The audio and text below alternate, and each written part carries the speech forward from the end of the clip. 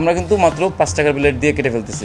হাসপাতালে অপারেশন করাতে 70 থেকে 80,000 টাকা খরচ, তাই 5 টাকার ব্লেড কিনেই অসুস্থ রোগীদের হাত পা কেটে ফেলেন মিল্টন সমাদ্দার। এদের যে গ্যাংগ্রিন থাকে, হাত পাও থাকে, এদের হাত পা যে হসপিটালে কাটতে গেলে 70-80,000 টাকা খরচ আছে।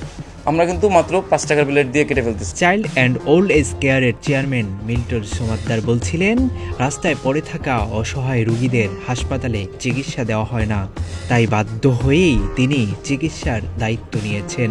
সম্প্রতি প্রতিদিনের বাংলাদেশের সাথে ব্যক্তিগত সাক্ষাৎকারে এসব কথা বলেন মিল্টন।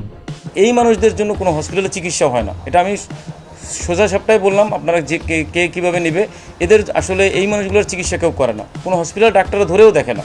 একজন নার্স হয়ে ব্লেড দিয়ে রোগীর অঙ্গ কাটতে পারেন কিনা এমন বিষয়ে জানতে কয়েকবার যোগাযোগ করা হলে মিল্টন সমাদ্দারকে ফোনে পাওয়া যায়নি।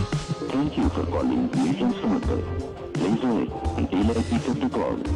If I can trace it, I will call you back later. মিল্টনের প্রতিষ্ঠানের একজন কর্মকর্তা ফোন রিসিভ করে কথা বলেন প্রতিদিনের বাংলাদেশের সঙ্গে। তিনি জানান, তদন্ত চলাকালীন মিল্টন সমাদ্দার গণমাধ্যমের কোনো প্রশ্নের উত্তর দিবেন না।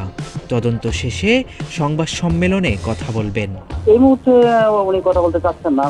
উনি বলতে চাচ্ছেন তদন্ত যেহেতু সমস্যা অধিদপ্তরকে দায়িত্ব দেওয়া হয়েছে, তদন্ত শেষ হোক, এরপরে আমাদের মিডিয়া যারা আছে সব ভাইয়াকে আমরা ডাইকে তখন আমরা সবার সাথে কথা বলবো।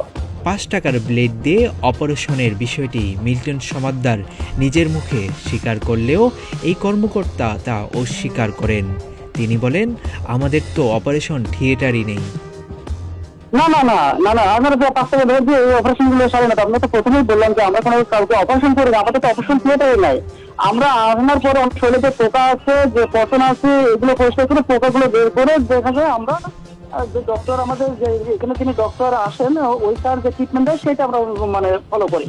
এভাবে আমরা তো এখানে অপারেশন থিয়েটার নাই, বা আমরা তো 5 টাকা ব্লেড দিয়ে এই কাজগুলো করি না, কারণ এটা আমরা কেন করবো? এখানে প্রশ্ন থেকে যায়, মিল্টন সমাদ্দার নিজের মুখে যা স্বীকার করলেন তাই অস্বীকার করছেন এখানকারই একজন কর্মকর্তা। বলছেন অপারেশন থিয়েটার নেই। তাহলে কি মিথ্যে বলেছিল মিল্টন? সামাজিক যোগাযোগ মাধ্যমে ব্যাপক জনপ্রিয় মিল্টন সমাদ্দার।